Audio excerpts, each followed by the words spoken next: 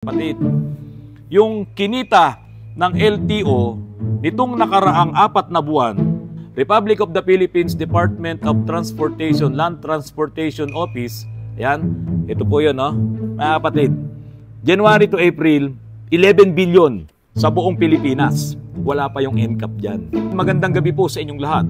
Ngayong gabi po ay babasahin ko ang ilang mga comments ng mga subscribers po ni Autorans tungkol sa NCAP. O baka mamaya isa po kayo dito. Kaya manood po kayo at mamaya po sa bandang kalagitnaan hanggang dulo ay babanggitin ko po sa inyo kung magkano po ba ang kinita ng LTO.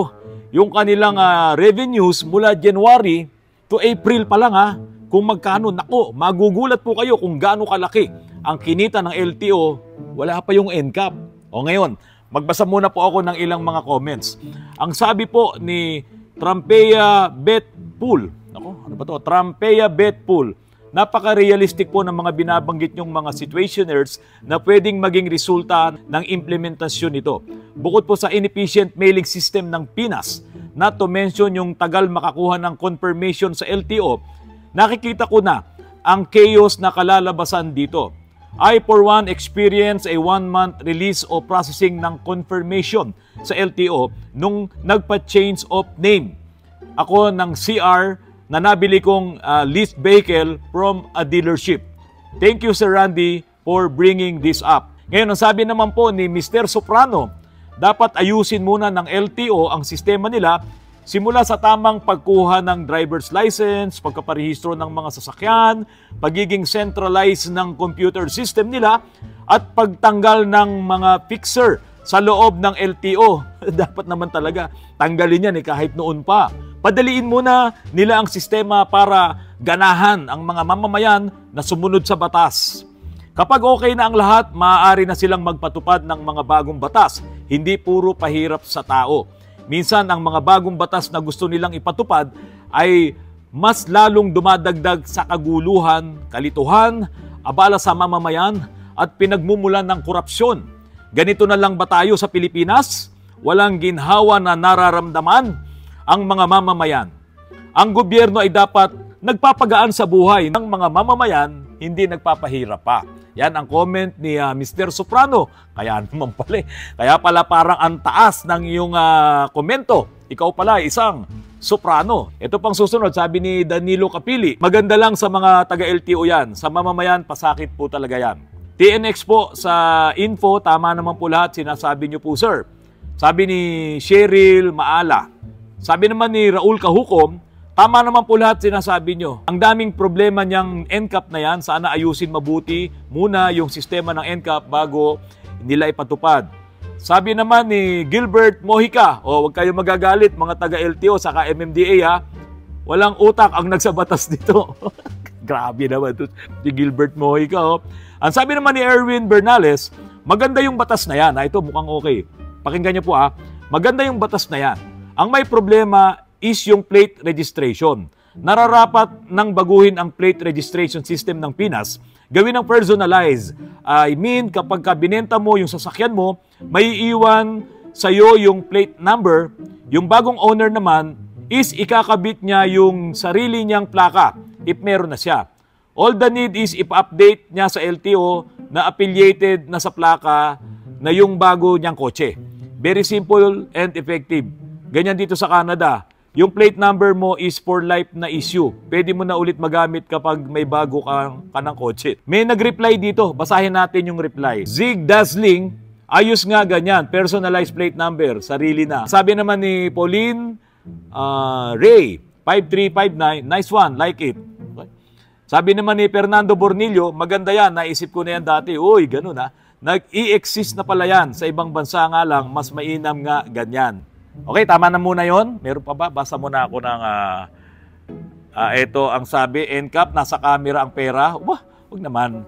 Wag naman ganon. Pero mukhang totoo. Sige nga, puntahan ko na po itong aking opinion dito. Okay yung NCAP yung No Apprehension Program. Kasi hindi ka naman pwedeng magsinungaling. Nagkasala ka, dapat talaga panagutan mo yung pagkakasala mo. Diba? Traffic laws lang naman to at mga rules at mga, yun nga, yung mga violations na ipapataw sa'yo. Yun nga lang, medyo mataas din talaga yung mga multa, yung mga penalties. Pero ang isang magandang naidulot din itong NCAP ay mawawala yung mga kriminalidad sa lansangan. Kasi kung may mga riding in tandem dyan, aba, ay huling-huli ka ngayon ng mga cameras na yan. Talaga naman siguro, iisipin itong mga kriminal na to, teka, huwag tayong dadaan sa mga lugar na yan. Darating din naman ang panahon, mga kapatid, na itong NCAP na to. Baka ito ay buong Pilipinas. Kasi hindi lang naman dito sa Metro Manila, meron na yan. Naipahinto nga lang yung iba ng mga nasa probinsya tulad sa Bataan at yung iba pang mga katabing bayan o cities ng dito nga sa Metro Manila. Sa Manila mismo meron. Kaso ipinahinto muna sila. Ang pinayagan lang muna na nilit yung TRO ay yung dito po sa MMDA na mga major roads na kanilang nasasakupan. At ang isa pa na naging maganda dito, tulad nga po nung sinasabi ni Chairman Artes, ito po ay pagtatanim ng disiplina. Totoo naman, dahil sa dami ng sumunod dito sa NCAP, nung unang araw na ito ay ipinatupad, nakita mo naman, lahat ng mga motorsiklo ay nandoon lang talaga sa motorcycle lane. At mabibilang mo ngayon yung mga hindi sumunod.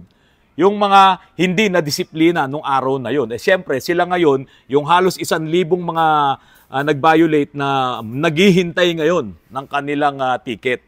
At sila ngayon ay magbabayad ng penalties. Meron nga lamang mga naging problema doon sa unang araw ng pagpapatupad nito kasi nga dahil sa nabigla din talaga ang mga kababayan natin, ang mga motorista at doon pa naman ipinatupad sa talagang matindi ang traffic dito sa Metro Manila. Nagkaroon ngayon ng pagsikip dyan sa mga major roads po na yan. Yung iba nga, hindi pa kabisado, kahit taga Metro Manila na, hindi pa nila kabisado kung saan sila pwedeng dumaan na hindi magiging masikip. Kasi alam nyo mga kapatid, itong mga Grab na yan, itong mga riders na yan, yung mga Lalamove na yan, pati yung mga taxi, motorcycle taxi na yan, umaasa din talaga sila sa, sa map. Ngayon, kung ano yung sasabihin ng map, doon sila dadaan.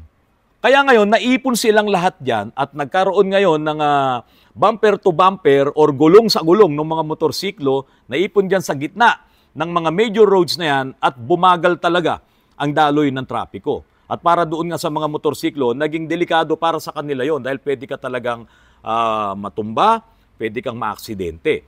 Ngayon, talaga namang nagbigay ito ng malaking problema diyan sa mga kababayan natin na ang kanilang negosyo ay yung pamamasada.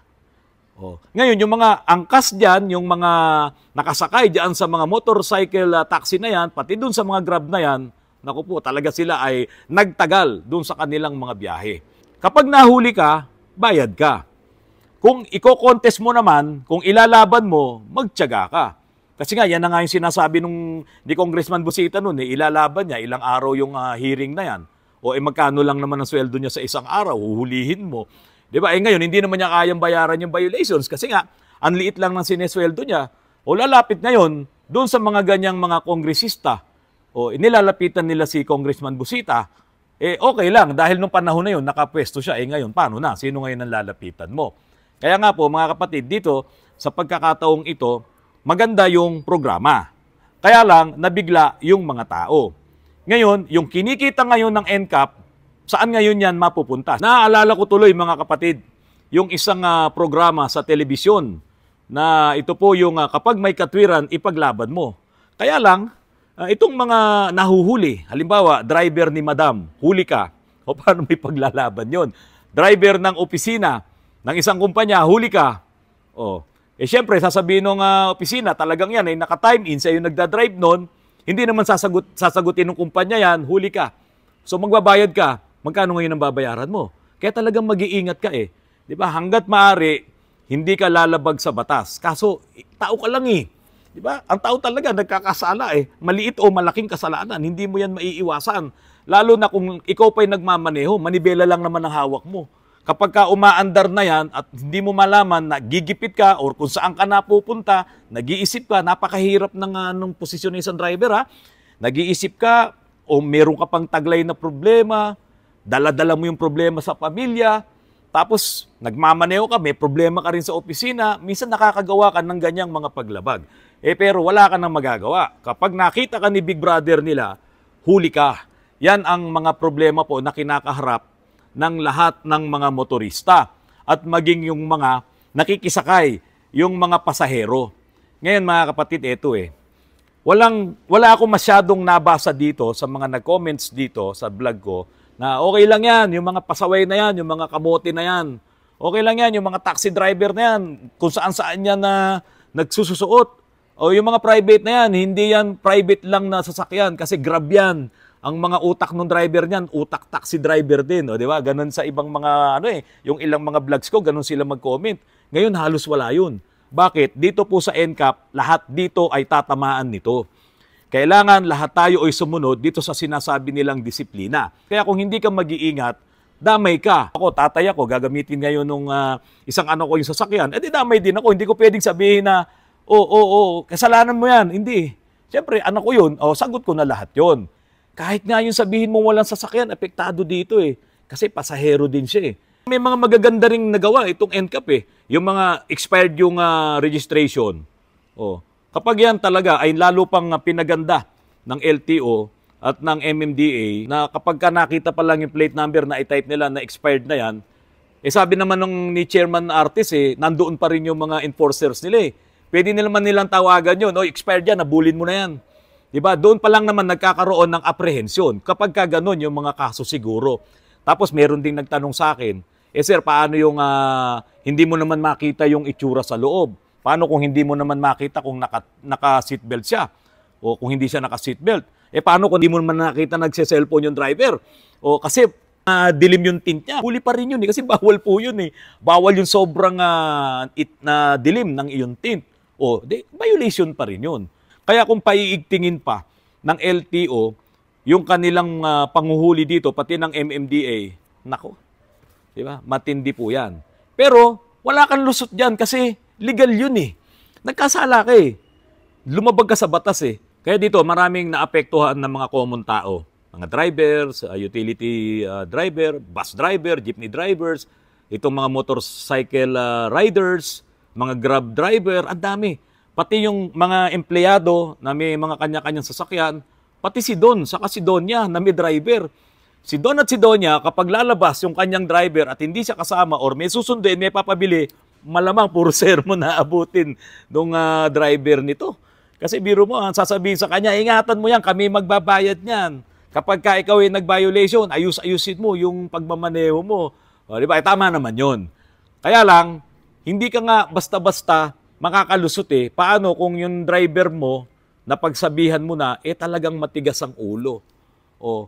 Pag iyan ay nagkaroon ng violations, magbabayarin mo ba yan ng 5,000 o 10,000 o pinakamababa yung 1,000, 2,000 na mga multa, hindi naman niya kaya. Parang inalis mo na yung sweldo niya ng 2 araw doon. Kung 10,000, ilang araw yung inalis mo doon. Aalis na lang sa'yo yung driver na yan. Diba? Kaya itong si Donya at si Don, naku, lumaki din ang problema. Kahit si Senator Tulfo hindi makakaiwas dito. Kasi sabi niya, kapag magpaparehistro ka ng sasakyan, ikaw mismo ang pumunta sa LTO. Sabi niya, gagawin daw niya yun. Paano kung halimbawa, nakapag-violate siya? Baka mamaya, hindi naman ganun kagaling din sa pagmamaneho. Di ba matagal namang may mga driver na yan. Nakapag-violate siya. Naku po, Senator Tulfo. Di ba, walang lusot dito. Ngayon, eto na, mga kapatid.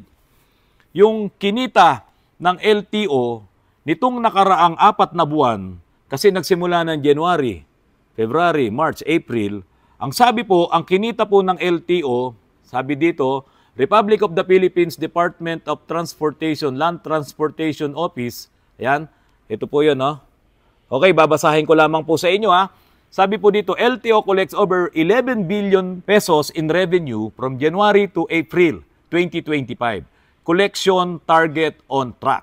So ito po yung kinita nila sa loob ng 4 na buwan ngayong 2025. Sa buong Pilipinas po ito. Sabi po dito, pursuant to the instruction of President Ferdinand Bongbong Marcos Jr. to further improve efficiency in government, the Land Transportation Office LTO under the guidance of Department of Transportation DOTR Secretary Vince Dizon has been implementing measures that is consistently resulting in the improvement of revenue collection. Mga kapatid, January to April, 11 billion sa buong Pilipinas. Wala pa yung NCAP dyan. Ngayon sabi ko nga, itong NCAP maganda naman Okay naman siya dahil hindi ka naman pwede magsinungaling doon sa huli sa'yo. At kasi kung meron namang enforcers, at mag-uusap pa kayo, baka magkaroon ng kotongan, ng korupsyon. Yun nga lang, maganda sana kung pagbibigyan ka, makahingi ka ng sorry. Pero dito sa NCAP, wala na. Kaya ito, sigurado, ito yung sinasabi dito na improvement in revenue collections. Pero yun mga kapatid, wala pa yung NCAP. So ano pa po ang sabi dito? From January to April last year, the LTO has collected a total of 11 billion, which represent 32% of the 34 billion pesos target collection for this year. So ito palang 11 billion pesos na to ay 32% na koleksyon nila na inaasahan dahil ang isang taon na koleksyon nila ay 34 billion. Sabi pa dito, LTO Chief Assistant Secretary Attorney Vigor D. Mendoza II said the regular monitoring and policy adjustments to improve collections prove to be effective in identifying gaps, especially in revenue collections trend, in order to come up with the solutions to address them. We also attribute this to our hardworking personnel on the ground who are not only dedicated to their job, but are also open to consistently adhering to the policy of efficiency in doing things, said ASEC Mendoza. So pinupuri niya rito yung kanilang mga personnel sa ground, o mga enforcers siguro, na dahil doon sa kanilang magandang revenues, ay pinupuri nila itong mga taong to. Dito, sino pupurihin mo? Yung mga camera, yung mga big brothers na yan. Ang dami niyan. Pupurihin mo lahat yan. Ngayon, sabi pa niya dito, kaya naman bilang pagtanaw ng utang na loob, we find time to visit them, to personally say thank you, and also check their working condition and morale as a way of showing them the strong support system from the DOTR family, from LTO family, he added. Based on the LTO data, LTO National Capital Region topped the collection with 2.78 billion. So itong NCR LTO, 2.78 billion ang kinita nito noong January to April. Followed by the LTO Calabarzon with 1.67 billion and LTO Central Luzon with 1.2 billion. Aside from the regular transactions relating to motor vehicle registration and driver's license, ASEC Mendoza said they have been aggressive in enforcing the law against errant drivers and irresponsible motor vehicle owners. Mga kapatid, ulitin ko wala pa NCAP dito bago lang kasi itong NCAP. So sabi dito, errant drivers includes those brazenly violating the law. Some of them go viral on social media, while irresponsible owners include owners of trucks that are inspected to be using worn-out tires. Since December last year, LTO enforcers have been deployed in various regular truck routes to conduct surprise inspections. Since December last year, more than 600 truck owners were already issued with show cause orders. Aggressive enforcement of the laws results in the payment of fines which are all remitted to the National Treasury. ASEC Mendoza emphasized the importance of efficient revenue collection since their money is being used not only for LTO operational expenses but also to the programs and projects under Bagong Pilipinas. Bagong Pilipinas. Yan. Mga kapatid, ang laki ng kikitain ng LTO kapag itong NCAP na to ay pinatupad sa buong Pilipinas. Kasi yun ngang merong kotong, yung merong mga lagay-lagay, kumita pa ang LTO ng malaki. No, wala pa yung NCAP. Doon sa kanilang mga panguhuli, sabi nga ni Attorney Mendoza, no, na dahil sa kanilang pagsisikap na hulihin itong mga pasaway na drivers na yan at yung mga vehicle owners, ay kumita sila na malaki. Dumagdag yun. Dahil nga yun din naman ang hinahanap ng ating presidente na kailangan paigtingin nyo yung kanyang mga trabaho. Pero dahil nga dito sa NCAP, ito ay wala kang lusot. Hindi ka pwedeng magreklamo. Walang excuse dito. Kahit mayaman ka, kahit mahirap ka, ay siguradong tatamaan ka nitong NCAP. Hindi mo pwedeng sabihin na ako ay hindi mahuhuli. Imposible yan. Kung talaga na siseryosohin ng LTO at MMDA yung panguhuli, walang makakaligtas dito. Sigurado't sigurado may mahuhuli dito. Araw-araw kang bumabiyahe dyan. O minsan hindi naman ikaw may dala ng sasakyan mo. Diba? So meron at malaki ang tsansa, malaki ang porsyento ng mahuhuli. Bakit? Hindi na sana yung mga Pilipino dito eh. So simulan mo yan sa loob ng 1-2 taon, naku, antindi niyan. Bago pa makapag-adjust ang mga Pilipino tungkol dito. Kaya nga po, baka naman LTO, MMDA, dahil sa lalaki naman ang kikitain nyo, ang revenues nyo, baka naman pwede kayo ngayong maglagay ng mga seminars at libre sana, no? At ito yung seminars na hindi dahil kaya lang pupunta sa seminars ay may huli siya. Dapat ito, yung seminar na to, ay papaattinin nyo, hindi lang yung mga nandiyan sa mga driving school, pati yung mga driver na kapag ka ikaw ay nakapasa dito sa seminars na ito, ay bigyan nyo ng discount sa kanilang mga huli. Up to the moment na talagang okay na siya at talagang yung paglabag niya hindi na niya nagagawa dahil nababasa na niya, naiintindihan niya na yung mga signs, naiintindihan niya na yung mga violations kasi nga ituturo nyo yan. Ito kasi bigla eh. Nako, mga taga-LTO, taga-MMDA, ang dami kong kakilala, hindi nila alam yung mga signs na bawal pala yun. Hindi nila alam yun. Marami kasing nakakuha ng lisensya na talaga namang hindi sila pumapasa sa exam, pero sila ay nakakuha ng lisensya. Hindi nila alam. So ngayon, nandyan na yan, wala ka nang magagawa, mayroon na silang lisensya, malaki naman ang kikitain nyo, sana gumawa kayo ng programa para yung mga existing na drivers na yan maturuan. Di ba? Malaking bagay po yun sa kanila. Baka naman din, pwede namang gumawa din kayo ng programa na yung mga hindi nahuhuli na mga motorista. Katulad ng mga grab drivers na yan, mga riders, yung talagang yung pagnenegosyo nila, yung pagmamaneho, baka namang pwede kayong gumawa ng programa na kung hindi sila mahuli sa loob ng 1 taon, o baka naman pwedeng meron din silang sukli. Kasi yung kikitain nyo dito, yung kikitain ng gobyerno dito, lahat ito ay pera na galing sa mga naghahanap buhay. Lahat yan. Kaunti lang dyan, yung masisingil mo, doon sa mayayaman, may mga sariling driver nga din yan eh. So naghahanap buhay pa rin yun. Kahit pa yung sabihin mong common tao, common empleyado, na lumaki lang ng konti ang sweldo nila sa minimum, nakakabili ng sasakyan, nakakabili ng motorsiklo, naghahanap buhay pa rin yan. So, pawis at dugo ang puhunan ng mga tao na porsyon nun ay kukunin ng gobyerno dahil nga nagkasala siya. Hindi ka naman makakatanggi, kita ka ng video eh. So, magbabayad ka. Ngayon, kung i-contest mo naman yon, baka naman, dahil sa malaki na ang kinikita ng gobyerno, baka pwede nyong mapagaan ng buhay nung mga nag-violate, yung mga nagkasala. Huwag naman yung maghihiring pa ng 3 araw kung i-contest niya, huwag naman yung ganun.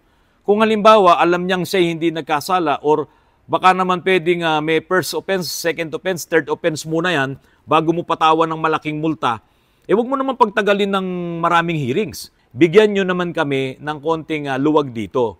Kasi kung hindi naman kami makapagbabayad ng multa namin, hindi rin kami makakapagtrabaho, lalong-lalo na yung mga tsuper, yung mga riders. So, ito po yung sinasabi natin na sana makakuha din sila ng sukli diyan sa mga multa na ibabayad ng maraming tao. Wala nga pong makakaligtas dito eh. Wala po. Yung isang LTO enforcer, makakabili din siya ng sasakyan, magbabiolate din. O hindi ko nga lang alam kung meron pang hocus-pocus dyan sa opisina. Hindi na natin alam yun. Saka baka naman din po pwede na pag-aralan nyo pa rin po yung rate, yung laki ng multa na ipinapataw. Baka naman pwedeng babaan. Kasi medyo malaki po talaga yung mga nakikita namin sa social media. Tuloy nyo lang yan, walang problema. Maganda naman ang naging resulta, maraming sumunod. Kaya lang, bawat bagay na yan, bawat pagkakataon na yan, kung yan man ay naging positibo dahil doon sa programa na NCAP, mayroon din naman yan naging negatibong effect dito sa mga tao na nakakagawa ng paglabag. Sigurado yon. Dahil kapag may pera, may problema din yan. May mga usapin din yan. At dahil itong si driver ay nagkasala, masasabi nating baka hindi naman niya talaga sinasadya. Dahil nga lalo na kung driver ka ng motorsiklo, napakahirap ay maneho niyan. Tapos napalabas lang ng konti, nilagyan mo na ng violations, magkano yon? Isusubo na lang yon sa bibig ng kanilang mga anak. Saan pa mapupunta yun? Dapat eto na eh. Susubo na lang yun eh. Di ba? So sana, kung maliit lang yung multa, at yan ay lalaki lamang kung ulit-ulitin mo yung paglabag, yun na, kasalanan niya na yun. Di ba? Yung kasalanan, hindi pwedeng dagdagan mo pa ng dagdagan. Kung nagkasala ka, stop ka na dyan, aralin mo yan para hindi ka ulit magkasala. Pero kung sobrang laki ng multa at minsan may suspension pa, paano ngayon yung isusubo mo sa iyong pamilya? Mga kapatid, hindi po ako against sa gobyerno. Para nga sa akin, maganda tong NCAP Dahil doon sa nakita kong resulta na talagang sumusunod sa disiplina yung mga motorista, bumilib ako doon. Kaya lang, kulang talaga yung kalsada. Masikip talaga. So dapat may mga alternate na mga daanan na ituturo dito sa mga riders na to na gumagamit ng applications, pati yung mga Grab drivers na yan, kung maaari, doon sa kanilang application, ay umiwas na sila doon sa may NCAP para talagang maluwag yung kanilang dadaanan at hindi sila makapagdulot ng traffic pa doon sa mga lugar na sakop ng NCAP, no? Na makakadamay din sila doon sa iba para magkaroon ng buhol-buhol na daloy ng trapiko. Pwede naman siguro yun. Kasi yung iba talaga umaasa doon. Dahil bakit? Kapag hindi nila sinunod yon, yung kita nila magkakaroon ng problema. So yung ruta na yon, yung mapa na yon, doon computed yung kita nitong mga may application ng mga taxis na to, ng mga riders na to. Kung sana makita rin po yan ng gobyerno, ng LTO, kung paano nila yan tutulungan. Mga kapatid, maraming salamat sa patuloy na pagtangkilik nyo po sa aking channel. Binigyan daan ko pong muli itong mga usaping ito dahil sa nakikita ko po, marami talagang apektado sa mga bagay na ito. Dito ang panalo, gobyerno. Pero dahil sa panalo ang gobyerno, dapat yung panalo nyo, ibalato nyo rin doon sa mga nagmulta. At kung paano nyo gagawin yan, kayo po ang nakakaalam yan. Magagaling po yung mga tauhan ng LTO at ng MMDA. So sana po makaisip kayo ng programa kung paano nyo rin matutulungan itong mga tao na naipit dito. Gustuhin man, sabihin na natin kung iyon ay talagang sinadya nila o hindi nila sinadya, dapat maipaunawa sa kanila na ito ay ginagawa lang upang, sabi nga ni Attorney Artes, ito ay para itanim ang disiplina. O yan mga kapatid ha. Mga kapatid, magandang gabi po sa inyong lahat.